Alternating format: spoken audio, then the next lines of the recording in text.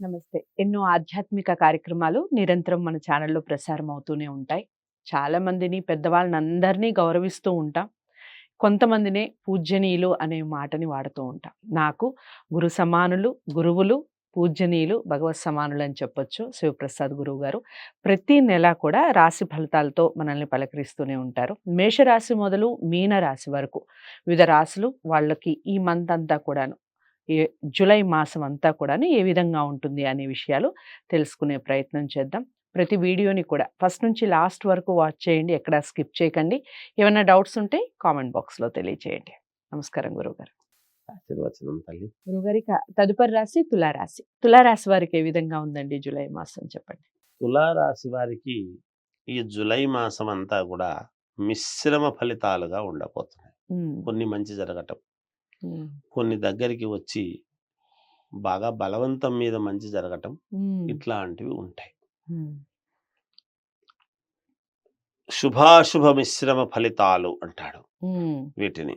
అంటే శుభము ఏదో కొంచెం ఇబ్బంది అది ఇది 2 ఉంటాయి. ఓకే. వృత్తి వ్యాపారాల పరంగా అంతంత మాత్రముగానే ఉంటుంది. హ్మ్. రోజు రెగ్యులర్‌గా చేసుకునేది ఏముంది? ఏమయ్యా బాగున్నావా? అంటే ఏముందండి ఉద్యోగానికి వస్తున్నాం. నెలకొచ్చేటప్పుడు జీతం వస్తుంది. బానే ఉన్నాం అనడానికి ఉంటుంది. హ్మ్. కొంచెం హ్మ్. పెద్దగా ఏమీ ఉండకపోవచ్చు. హ్మ్. వ్యాపారాలు చేసుకునేటువంటి వాళ్ళకి కూడా నష్టము అనేటువంటి మాట లేదు గానీ లాభం ఉండదు. హ్మ్. అంటే దాని వరకే రావటం. ఓకే. అలా.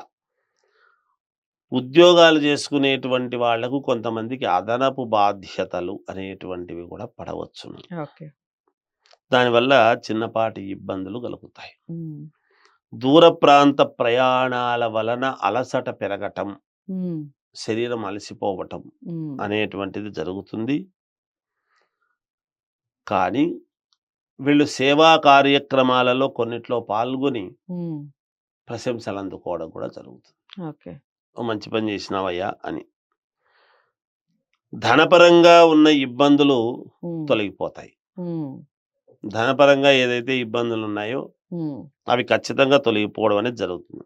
హ్మ్. బంధుమిత్రులతో ఉన్నటువంటి వివాదాలు గూడా సద్దుమణుగుతాయి. హ్మ్. బంధువులు, మిత్రులతో ఉండేటువంటి వివాదాలు. హ్మ్. నిరుద్యోగులకు ఉద్యోగ వ్యవహారాలలో సానుకూలతగా ఉంటుంది. ఓకే. ప్రయత్నాలు చేసుకోవచ్చు. హ్మ్. మంచి ఫలితాలు ఉంటాయి. హ్మ్. నూతన వ్యవహారాలు కొత్తగా వ్యాపారం చెయ్యాలి అని మొదలుపెట్టినటువంటి వాళ్ళకు లాభాలుంటాయి. హ్మ్. మామూలు కొంత లాభమే వస్తుంది. ఇబ్బందేమీ ఉండదు. హ్మ్. ఆరోగ్యపరముగా ఉండేటువంటి ఇబ్బందులను గూడా అధిగమించేయడం జరుగుతుంది. హ్మ్. ఖచ్చితంగా అధిగమిస్తారు. హ్మ్. వాహన ప్రయాణాల విషయంలో కొంచెం జాగ్రత్తగా ఉంటే మేలు జరుగుతుంది. ఇది శుభాశుభ మిశ్రమ ఫలితాలు ఓకే. ఇవాళ. ఇక తులారాశి వారికి కాస్త మిశ్రమ ఫలితాలన్నట్టుగా చెప్తున్నారు కాబట్టి, వాళ్ళు జాగ్రత్త విషయాలు చెప్తూనే, అలాగే వాళ్ళు దైవారాధన కానీ, దిక్కులు, రంగుల విషయం చెప్పండి. దైవారాధన విషయానికి వస్తే అమ్మవారిని ఆరాధిస్తే చాలా మేలు జరుగుతుంది. హ్మ్. రంగులు అంటే ఎటువంటి రంగు దుస్తులు కలర్లు వీళ్ళు వేసుకున్నా వీళ్ళకు ఏమి ఇబ్బందేమీ బావుంటది. ఉండదు. హ్మ్. బానే ఉంటుంది. అన్ని దిక్కులు పనిచేస్తాయి గాక. ఓకే. ఇబ్బందుండదు. సో, తులారాశి వారికి కూడా కాస్త మిశ్రమ ఫలితాలన్నట్టుగా చెప్తున్నారు. ఏదేమైనప్పటికీ జాతకాల్ని పరిశీలించుకొని, దానికి తగ్గ పరిహారాలు చేసుకోండి. స్క్రీన్ మీద కనపడే నంబర్‌కి కాల్ చేయడం ద్వారా మీరు జాతకాలు పరిశీలించుకోవచ్చు. ఇక అమ్మవారిని ఎక్కువగా ఆరాధించే ప్రయత్నం చేయండి. అన్ని దిక్కులు కలిసొస్తాయి. అన్ని రంగులు కూడా పర్వాలేదు. అన్ని రంగులు వేసుకోవచ్చు. రంగుల విషయం కూడా పెద్దగా పాటించాల్సిన నియమాలేమీ లేవు అన్నట్టుగా చెప్పారు. ఇక వీడియోని లైక్ చేసి, షేర్ చేయండి. ఛానల్‌ని సబ్స్క్రైబ్ చేసుకోండి. తదుపరి రాశితో మళ్ళీ కలుస్తాను. నమస్తే.